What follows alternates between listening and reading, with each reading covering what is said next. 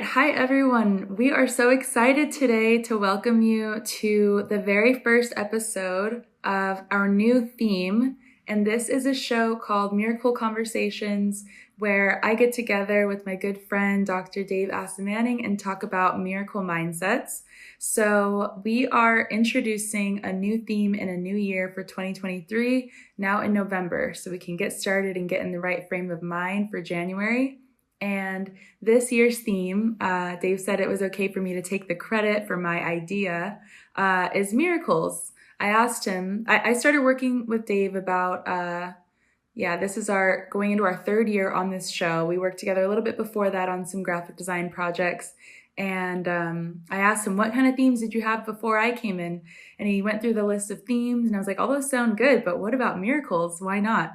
That is the heart of his work, as he just said. So yeah, I will introduce myself again for anyone who's new. My name is Brittany New, and I am from Los Angeles. I currently live in Barcelona, Spain, and I'm an entrepreneur. And Dave has a doctorate degree in some really interesting topics, but out of everything, he has really dug into the theme of miracles, and he's an executive coach teaching miracle mindsets.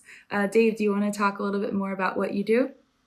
Thank you so much, Brittany, for setting this up and for your getting us onto this theme of miracles for 2023. Absolutely. I think it's a fresh, new perspective. I've been doing this process for 13 years, but with a small group of people who call in once a month. And so in that group, we're in our 13th year studying A Course in Miracles. And then, Brittany, as you pointed out, this is our third year taking that same material that we study on those calls, stripping it down of any sort of personal information that people share in that sort of more personal approach, and then putting this out to our audience. So this is our third year, and miracles, miracles, miracles. That's the topic. So before we go much deeper into that, yes, I'm an executive coach, as you mentioned, Brittany, and my focus is on supporting CEOs, executives, entrepreneurs, and other leaders to develop miracle mindsets. And from where I stand, such miracle mindsets lead to improved effectiveness, ease, and fulfillment in the professional and personal lives of the leaders I work with. So that's my passion, that's my focus. And then A Course in Miracles is sort of something I've studied very personally and deeply for a long time now, since 1995. And then I don't impose that on my clients, but it does inform my work. And I'm always happy to talk about it and how it can help with miracle mindsets. But clients come at miracle mindsets from all kinds of different directions. So I try to extract elements that I think could be most helpful in the work that we do in executive coaching. So, yeah, so let's see. Our calls in 2023 are going to be a little bit different than they've been in the past 2 years, in that I would like to use the first part of our calls to look at the topic of miracles in ACIM, as we've already mentioned, and then hopefully that'll be about 10 or 15 minutes of a kind of warming up around the topic and sharing some of that material. And then I want to pivot to looking at my book. And we'll do a section, a chapter, after the introductory materials, a chapter each month as we go through the year. And the rationale for that is that I want to keep sharing the book with the world and with whoever it's appropriate for as a part of my audience. And I also don't want to forget what's in the book. Even though I teach the principles a lot, I find that if I don't stay in the book, thinking about it, talking about it, sharing on it, I can sometimes forget what's in there. So this is a way for me to remember and stay connected to what's in each of the sections, each of the chapters of the book, and then to continue to put this in front of our most likely audience. So Brittany, anything you want to say at this point, and then we'll keep going. No, I mean that's just just a quick thing. It's just a nice reminder that even things that we are so skilled in, like this is your whole line of work. This is a book that you wrote, and you still feel like you have to keep freshening up your mind. So think about how much the rest of us have to kind of go back to things that that we want to remember and like apply to our lives. So I just thought that was an interesting little life lesson there. You have to renew your mind over and over again. Yes, absolutely. Thank you for acknowledging that. And you know how it happens. Sometimes a client will say to me, "I was reading your book, and you know how in chapter 3 you say this, this, and this," and I'm like, let me go check." And I'll bring the book up and I'll say, "Do you have a page number for me?" And we'll go to the page number, and then I get oriented again. But it's yeah. I mean, I know generally what they're talking about, but I'm not familiar with chapter and verse, and I don't have to be. But and that's not what I'm not obsessed about that. It's just that we've already covered it. It's nice to stay familiar with them. And my philosophy about all of this is that this is the one book that I'm pegging my career on. You know, I have favorites like uh, Think and Grow Rich, The Power of Positive Thinking, Seven Habits of Highly Effective People, Getting the Love You Want, Mars and Venus. You know, these are sort of popular books that most people will recognize, at least one or two of them when I put those names out there. And so for me, this is that book. I don't really want to be writing lots and lots of books, and then they're all sort of. I can barely keep track of one, so that's sort of my philosophy about this. So I'm going to keep going over this book again and again. It's also a little bit like the book "What Color Is Your Parachute?" Right? That's a book. It's a guide for career uh, um, development and people searching for the right career. And that book's been around for years. It's a classic, but it's updated and republished every year. So you'll have the 2021 version, the 2022 version, the 2023 version. So this book is a bit of a hybrid. I don't think I'll be updating it every year, but it's the one book that I want to keep traveling with and using as a foundation for my work with clients. So, all right. So let's see, where are we and what we're doing now? We're going to get into the some of the more preliminary things that we usually talk about. So I would like to emphasize that, as you already said, that the focus is going to be on miracles through the year. And then some of the other topics we've done are atonement, forgiveness was another topic we did, uh, light, peace. Each of those single words identify a topic that we've studied for a whole year in the past. And then last year was love, love in A Course in Miracles. And we had an anchor uh, lesson 50, as we traveled with the topic through the year. And I have a, an anchor lesson for this year. And it doesn't have the word miracle in it per se, but it's just all about miracles from my perspective. So I'll say what it is, and then uh, we'll see if the audience agrees over the rest of the year. So it's lesson 47 from A Course in Miracles, and the headline is uh, God is the strength in which I trust. God is the strength in which I trust. So the way that that functions for me is that if I'm faced with anything at all that is challenging me, big or small, I just start reciting that with regard to the problem or the issue and how I'm going to get through it. And within minutes or hours or a day or two, it's just sort of the problem part of it has dissolved and I'm walking into a solution, right? So I just love how powerful that lesson is as a portal into the miraculous. And as you know by now, Brittany, and some in our audience might recall, my definition of miracle is a solution to a problem that seems impossible to solve. Right. So we'll keep talking about that as we go along. All right. So a few more other preliminaries before we get into the material for today. So as Brittany mentioned, we've traveled together quite a bit. We've done a whole bunch of stuff, and this is where I want to give you the shout outs I think you deserve. And in a nutshell, you helped me to beautify some of my very plain and unattractive Word documents that I was using as my teaching tools with my coaching clients before we met, and that you would just send them back to me, and they'd be like, "Oh my goodness, this is like so professional looking. It's so beautiful. Like, okay, here's some more stuff, and here's some more stuff." And so you helped me with a lot of my materials that way. And then at some point after that, you helped me bundle all of my stuff into 7 modules from my online course. So I did some audio recordings on my own. I sent you the recordings and I had worksheets, and you bundled all of that stuff into great modules. Just again, made it very attractive.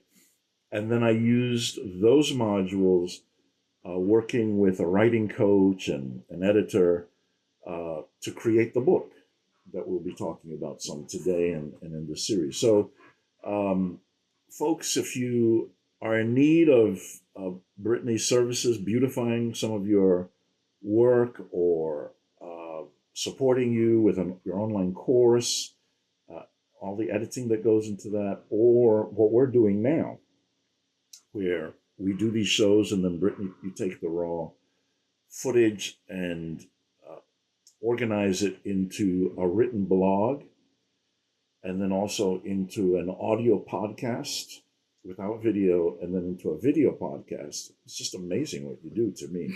And so any of that, if any of that's of interest to anybody, please contact Brittany. Brittany, you want to give it people a sense of where to get you?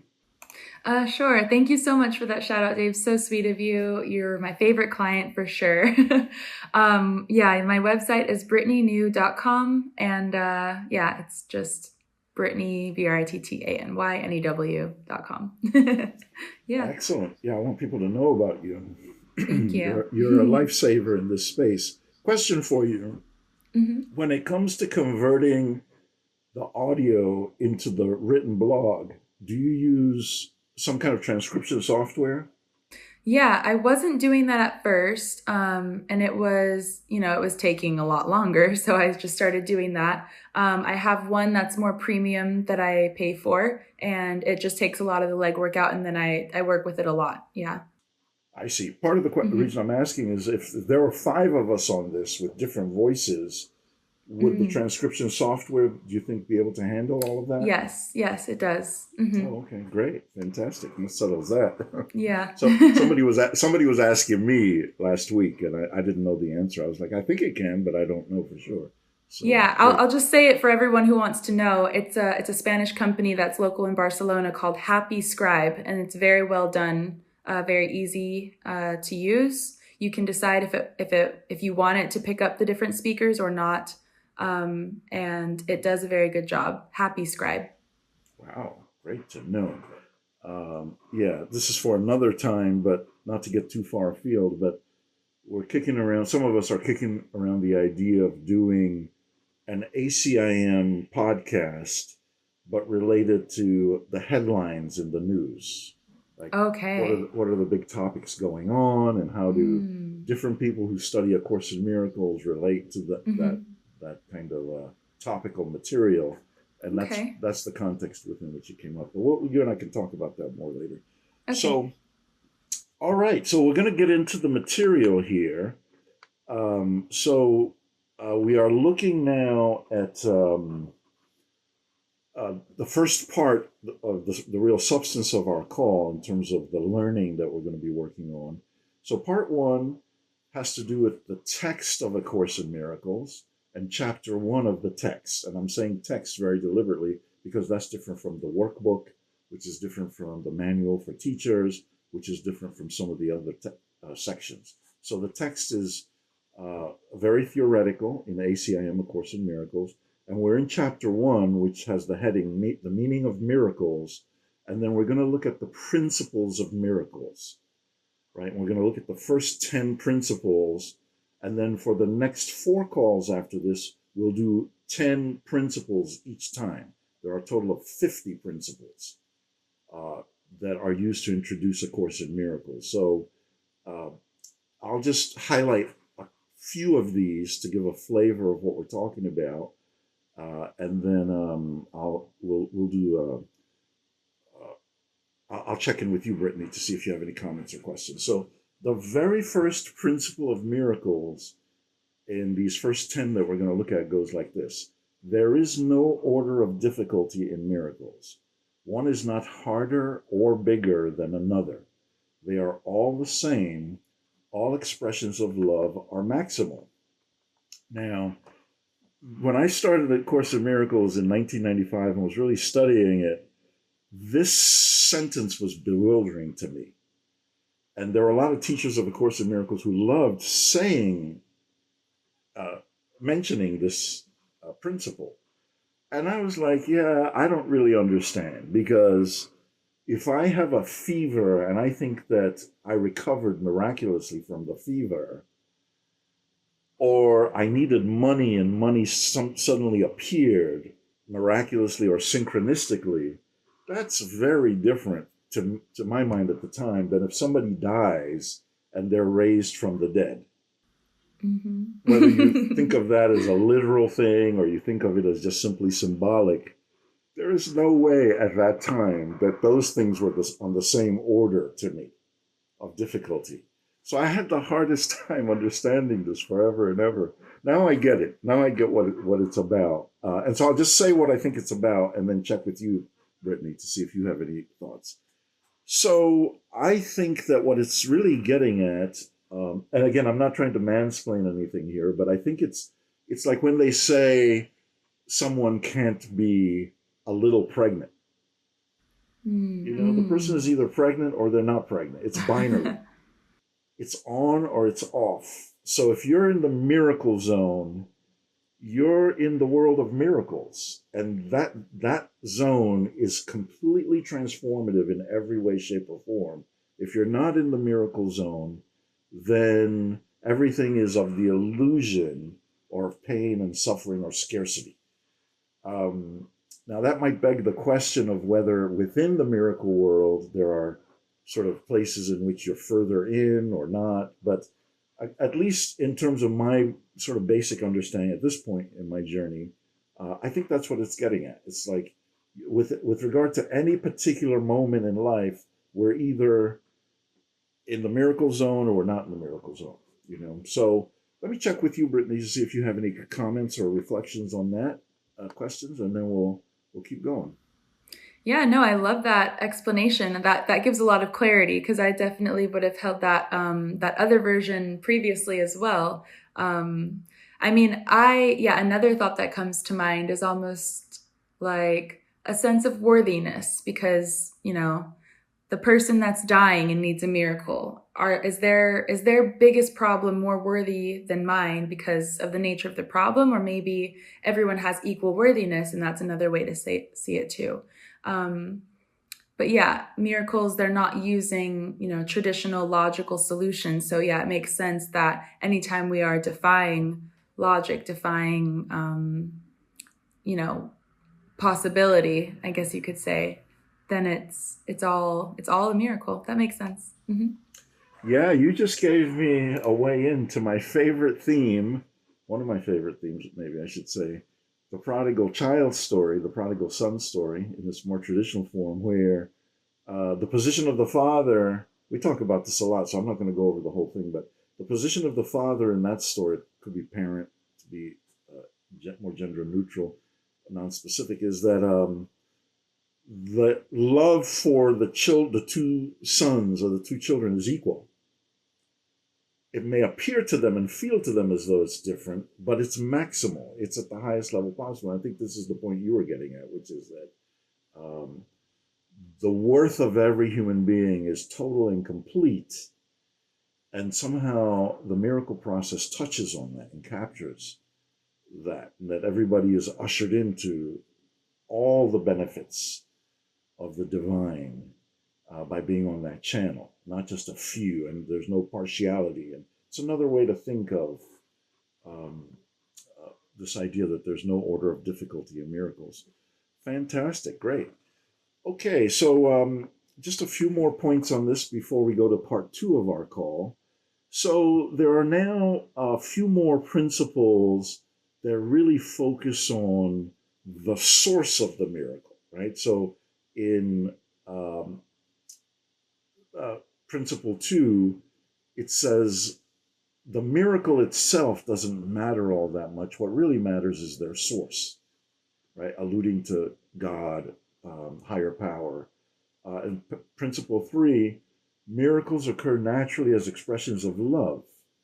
The real miracle is the love that inspires them, right? So again, source, higher power as uh, the most important part of the miracle sequence. And then in principle four, all miracles mean life, and God is the giver of life. God's voice will direct you very specifically.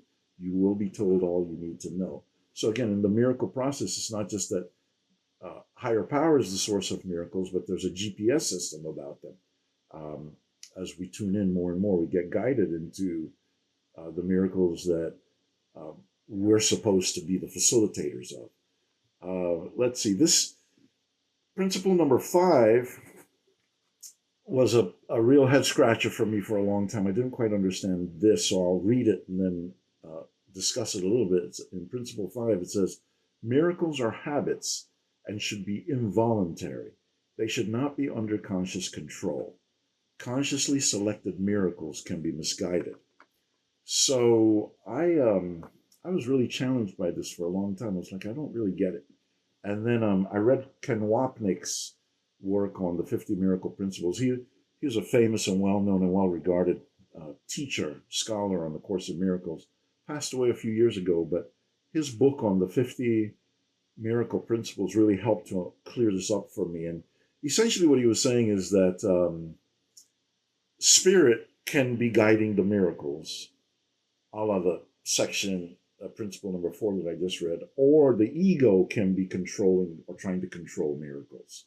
And so when it means that they shouldn't be uh, consciously controlled, it's really talking about the ego. And that when they're unconsciously sort of motivated and guided, it's talking about the spirit. And that clarified a lot of things. Oh, okay, that makes sense, you know. Otherwise, it's a tug of war between what I want the miracle to be and what higher power has planned as the miracle, who's the source of the miracle, right? So it should be under the control of source. Any reactions, any thoughts, and then we'll keep going. To that one, no. I think, yeah, it is a bit of a head scratcher. Absolutely. I guess, are you going to talk about number 6 on this list? We don't have it highlighted, but that one's even more of a head scratcher. So tell me more. You lead us into it if you'd like. Yeah, so it says miracles are natural. When they do not occur, something has gone wrong. Wow. That's a bold statement. Yeah, That well, almost demystifies them, which we don't want to do, right? exactly. Well, I mean so let's to your original question about this. I think what it's getting at is the very high order proposition or thinking that miracles are are natural as part of our birthright. So that with everything that we're doing, if we were in our best state, we'd all be like Jesus or Buddha or any of the other masters. You're hungry, let's manifest food for everybody. You need to get across the lake, let's walk on water. Somebody died from a sickness, let's bring them back to life. That begs the question of whether, if we were all miraculous, they wouldn't die in the first place, right? So it's pointing to an extreme position in which the miraculous way of being is the natural state of all of us, and we've fallen away from that, if that makes Right. sense. Yeah, that makes perfect sense. We are imperfect human beings, and so we've got all of this, what do you call it? An inventory of things that are blocking our miracles from happening every day, all day. And we're trying to unblock them through these Correct. techniques. Yeah. We're Okay. going back home, exactly, Mm-hmm. to a Mm-hmm. natural state. And in some of the literature, when you reach that state, you become what's called an ascended master, right? You've removed all the impediments to your ultimate enlightenment, and you have complete mastery over the physical world as a miracle worker. So we're all kind of coming back home to that eventually. Yeah, yeah, great. Glad you brought that up. So um, maybe just one or two more, and then we'll pivot to part two. So miracles are everyone's right, but purification is necessary first. And I'm glad that my friends helped me to keep focused on the fact that the purification that's being talked about here is not behavioral purification. It's what you, I think, were alluding to a moment ago, which is the blocks mainly of, if we say it more specifically, fear, guilt, and anger, collectively known as attack thoughts, right? So these things get in the way of our experiencing miracles. And that's sort of the whole course is about letting go of these things, undoing these blocks to the inner love, which empowers us in the miracle mindset. Any reactions to that? Nope, I think mentioning the first one beforehand leads into that one quite well. Yes. Okay. So the final one in this list here that I think I'll touch on is number 10. The use of miracles as spectacles to induce belief is a misunderstanding of their purpose. So now we all have testimonials, which are in a sense our miracle resumes. Oh, I did this wonderful thing as a result of my work and my expertise, and I helped clients solve this problem, and that's the problem. So there's a certain element of credibility that our ability to solve problems for our clients uh, gives us. And so I think that here, it's not necessarily saying that if we can experience and perform miracles, that that isn't a good thing. But I think that uh, it's getting at the fact that using them to try and induce people to believe, again, as it says, is not their true purpose, right? So that again begs the question: what is the purpose of miracles? And I think my best understanding is that the main purpose of miracles is to reduce our suffering. That's the main purpose, is to help us reconnect with the love that's the source of the miracles. And when we do that, miracles are an expression of that love, in that a lot of our conflicts and struggles and all the things that we're dealing with, they just sort of melt away around that particular miracle. So, any reactions to that? Yeah, I mean, and just as you were explaining that, I was thinking back to the Bible stories and Jesus coming and performing miracles, and I think it does make sense that he wasn't there telling everyone like, "Look what I can do, so you believe in my Father." It wasn't like that at all. He was more like, "Look what you can do, so you can have a better life." So yeah, I think that really resonates. Yeah, I mean, it's an interesting question, right? Because in the Bible, I mean, he did from time to time say things about the wonders he was performing. And there was a bit of shock around, why do people not get this?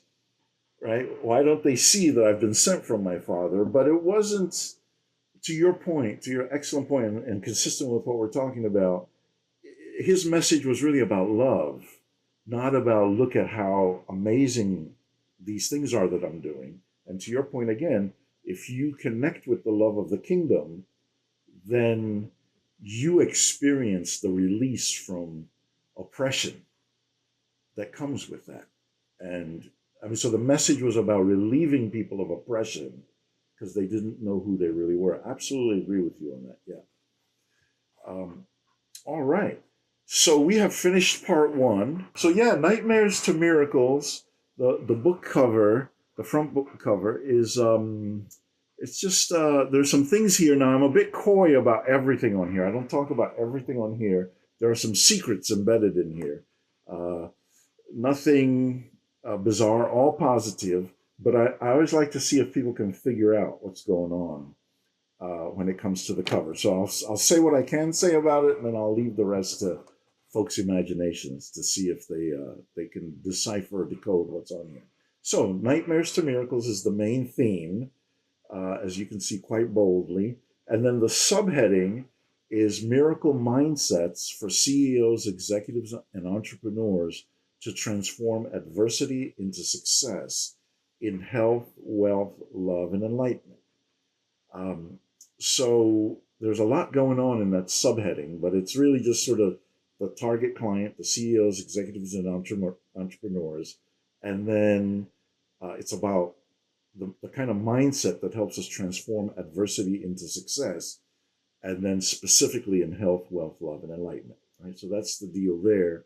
And then you have some dream catcher sort of background in this. The person who designed the book added that, which I thought was really amazing because originally it was just a plain white background, and then they added the dream catcher uh, elements to it. And I thought, wow, that is very, very cool. I love that. So that's the front cover. We've got the sun, we've got the fireflies. Uh, that's just a little bit of symbolism about God's presence, which is the sun, and our sort of elevating to that, where it's sort of the fireflies symbolically, if you like.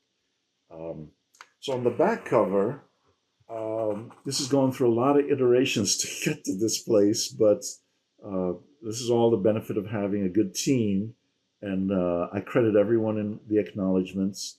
So that's all there. But eventually, I like how this came out. It didn't originally have a picture of me on there, but yeah, through the many iterations that got added, and just really happy with the whole thing. So that's it in terms of the uh, initial stuff having to do with the book, cover, front and back. Any comments about anything so far, Brittany? And then we'll go to the the next substantive things I want to share.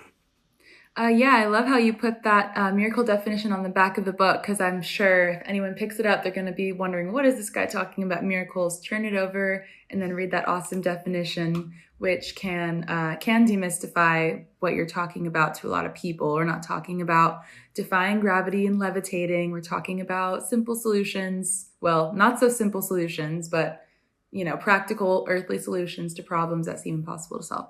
And yeah, I'm glad they talked you into putting the photo. That's a nice headshot you've got there, and people can put a face to the story that they're about to dive into. Mm-hmm. Well, thank you for that observation. I hadn't even really tuned in to that definition of miracle. I'd mentioned it earlier in our call today, in our show today, but you picked up on that, which is part of what I love about our teamwork. And it also validates the idea of going through all of this together so that certain things can begin to stand out to me, and to you and to our audience more effectively. So thank you for that. Yeah, it's I appreciate it. That's really exciting. So uh, with the rest of this, there are just a few things that I want to highlight. Again, the purpose of bringing the book into the calls and the show is not to go over everything exhaustively, but just to highlight some things that could um, intrigue or whet the appetite of our audience. So, in the book itself, there are the usual acknowledgments and so on. A lot of people to thank there. Very grateful for all the help I received in putting this together, including you, Brittany, as we've discussed already. And then there are some preliminaries. And in the preliminaries, we have 4 sets of questions, right? And these questions are the same questions I ask every new client, um, potentially new client, every prospective client. So the questions are, what are your main goals in the work we're going to be doing together? What's the mix of personal and professional goals? It's usually 2, 3, 4 goals, maybe at most. The next question is usually around, what do you think you contribute to the problem that you're having? Now, it's not to blame the client, the prospective client. It's not to attack them or make them feel bad or defensive. It's just to get a sense of whether client has the ability to look inward and see what they're contributing to the problem. And then the next question is, what have you tried before? And what's worked for you and what hasn't worked for you? Have you had done therapy? Have you had coaching?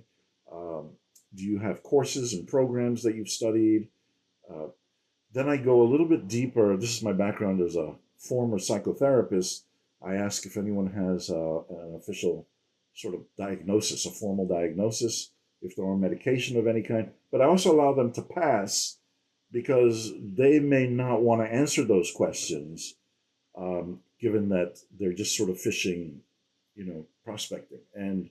But we can always get into that later on. I found that it's good to check on this sooner rather than later with clients.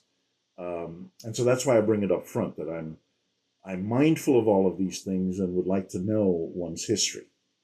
Same thing with the final question in this area, which is whether a person is suicidal or not. I want to know, or has ever been suicidal. I just want to know what the possible bottom is for them.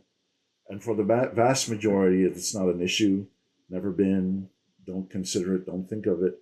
But for some people, it's something that they're glad to share with me if we go deeper into the work. So the fourth area is just sort of checking about their goals, but from a different direction. So it goes something like this. After 6 months to 12 months of working together, how would your life look if our work was successful? Right? So those are the questions. And I usually, I like to guide us through those on the initial calls that we're making. And I always say to clients, oh, you don't have to do a lot of heavy lifting with that stuff. I'll just take us through, and very conversationally, you can answer those.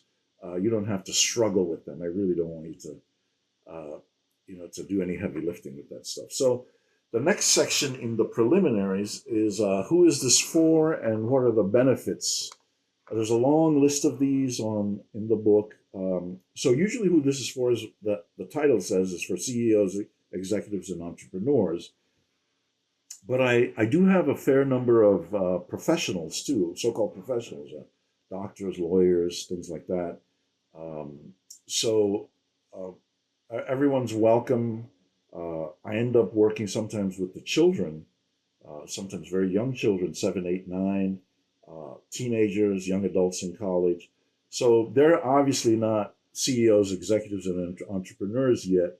So, but I get led to them through their parents who are. And so that's who this is for. Some of the problems that come to me through my clients are stress.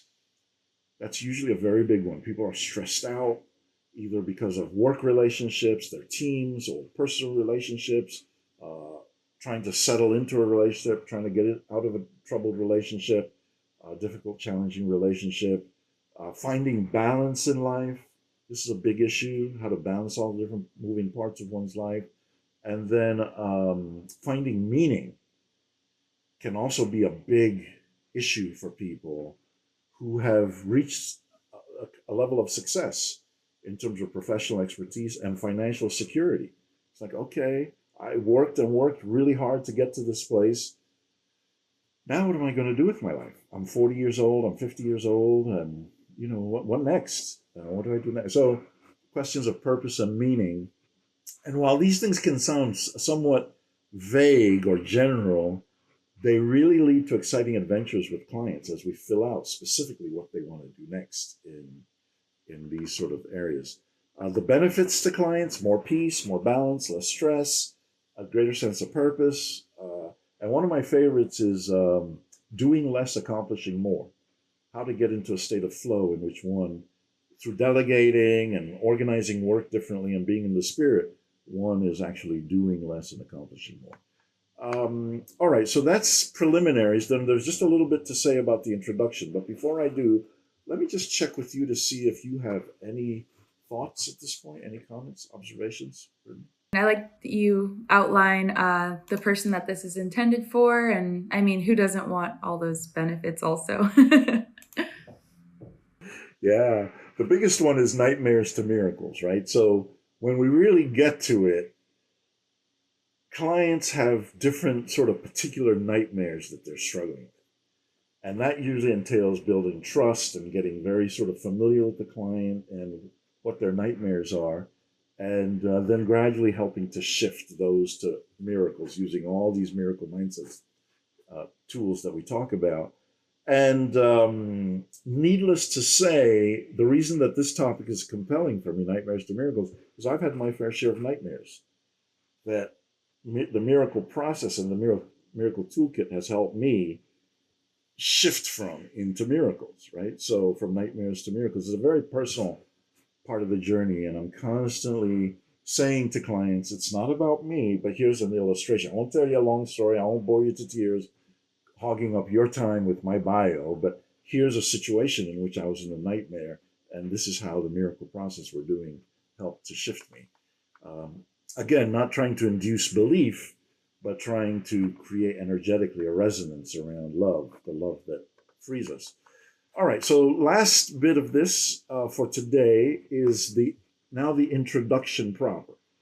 So in the introduction, everything we just did was all preliminaries, just to get support people to see if they're in the right place as they're reading the book, right? So then in the introduction, there's two quick sections. The first one is my evolution professional, all the different things I've gone through that have been sort of part of the GPS navigation process, leading me on this journey. And I won't go through all of them, but one of the early ones was me passing German. I've said this elsewhere that I struggled in the PhD process to pass German. And then when I stumbled on hypnosis, audio hypnosis programs to learn German, that totally changed the whole thing. And I passed the exam within short order after about 2.5 to 3 years of not being able to pass. It was just such a scary thing. So the other miracle breakthrough was with a client where Oprah Winfrey got involved with the client and actually called the client at their business. It was a $3 million a year business in Manhattan. And through a miracle process we were doing and some other things we were doing, Oprah herself called the client facility to let them know that they were going to be featured in O Magazine. Wow, And that's amazing. yes, so that was my first experience with the influence of a billionaire, and Oprah no less.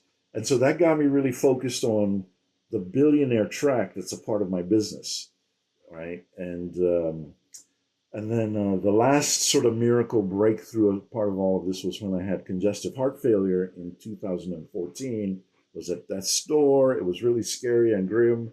And then somehow that all changed, I just saw somebody today, actually. I was out at the break of dawn, just enjoying the outdoors like I do every Monday morning.